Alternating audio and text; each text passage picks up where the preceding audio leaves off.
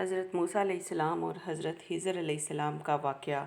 حضرت موسیٰ نے ایک مرتبہ بنی اسرائیل میں بڑا فصیح اور بلیغ وعظ فرمایا اور یہ بھی فرمایا کہ اس وقت میں بہت بڑا عالم ہوں۔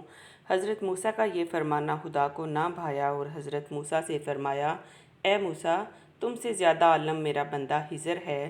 حضرت موسیٰ نے حضرت خضر سے ملاقات کا شوق ظاہر کیا اور خدا سے اجازت لے کر حضرت خضر کو ملنے کے لیے روانہ ہو گئے۔ خدا نے مدد فرمائی اور حضرت موسیٰ نے حضرت خضر علیہ السلام کو پا لیا اور ان سے کہا کہ میں آپ کے ساتھ رہنا چاہتا ہوں تاکہ آپ کے علم سے میں بھی کچھ مستفید ہوں۔ حضرت خضر نے جواب دیا کہ آپ میرے ساتھ رہ کر کئی ایسی باتیں دیکھیں گے کہ آپ ان پر صبر نہ کر سکیں گے۔ حضرت موسیٰ نے فرمایا، نہیں، میں صبر کروں گا، آپ مجھے اپنے ساتھ رہنے دیجیے۔ حضرت خضر نے فرمایا، تو پھر میں چاہے کچھ بھی کروں، آپ میری کسی بات میں دخل نہ دیں۔ فرمایا، منظور ہے، اور آپ ساتھ رہنے لگے۔ ایک روز دونوں چلے اور کشتی پر سوار ہوئے۔ کشتی والے نے حضرت خضر کو پہچان کر مفت بٹھا لیا، مگر حضرت خضر نے اس کی کشتی کو ایک جانب سے توڑ دیا اور عیب دار کر دیا۔ حضرت موسیٰ یہ بات دیکھ کر بول اٹھے کہ جناب، یہ آپ نے کیا کیا کہ ایک غریب شخص کی جس نے بٹھایا بھی ہمیں مفت ہے، آپ نے کشتی توڑ دی۔ حضرت خضر بولے، میں نہ کہتا تھا کہ آپ سے صبر نہ ہو سکے گا اور میری باتوں میں آپ دخل دیے بغیر نہ رہ سکیں گے۔ حضرت موسیٰ نے فرمایا، یہ مجھ سے بھول ہو گئی ہے، آئندہ محتاط رہوں گا۔ پھر چلے تو راستے میں ایک لڑکا ملا۔ حضرت خضر نے اس لڑکے کو قتل کر ڈالا۔ حضرت موسیٰ پھر بول اٹھے کہ اے خضر، یہ تم نے کیا کیا، ایک بچے کو مار ڈالا۔ خضر بولے، موسیٰ، آپ پھر بولے، جائیے، میرا اور آپ کا ساتھ مشکل ہے۔ حضرت موسیٰ فرمانے لگے کہ ایک بار اور موقع دیجیے، اب اگر بولا تو مجھے الگ کر دینا۔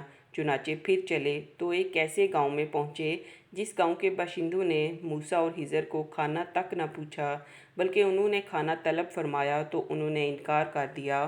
اس گاؤں میں ایک شکستہ مکان کی دیوار گرنے والی تھی۔ حضرت خضر نے اس دیوار کو اپنے ہاتھ سے سیدھا کر کے مضبوطی سے قائم کر دیا۔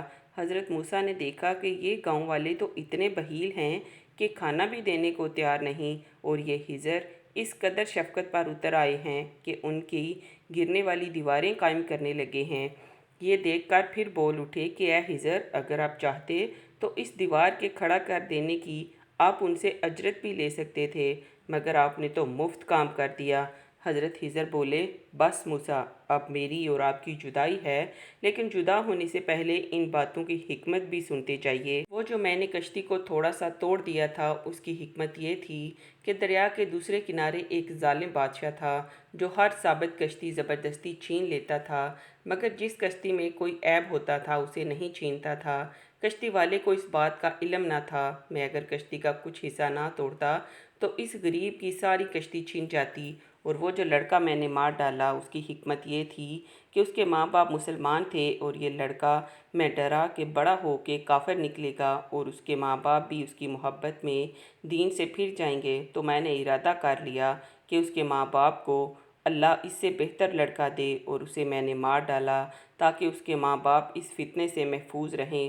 اور جو میں نے گاؤں میں گرنے والی دیوار کو سیدھا کر دیا، اس کی حکمت یہ تھی کہ وہ دیوار شہر کے 2 یتیم لڑکوں کی تھی، اور اس کے نیچے ان کا خزانہ تھا، اور باپ ان کا بڑا صالح تھا، تو رب کی مرضی یہ تھی کہ دونوں بچے جوان ہو جائیں اور اپنا خزانہ آپ نکال لیں۔ یہ تھی ان باتوں کی حکمت جو آپ نے دیکھیں۔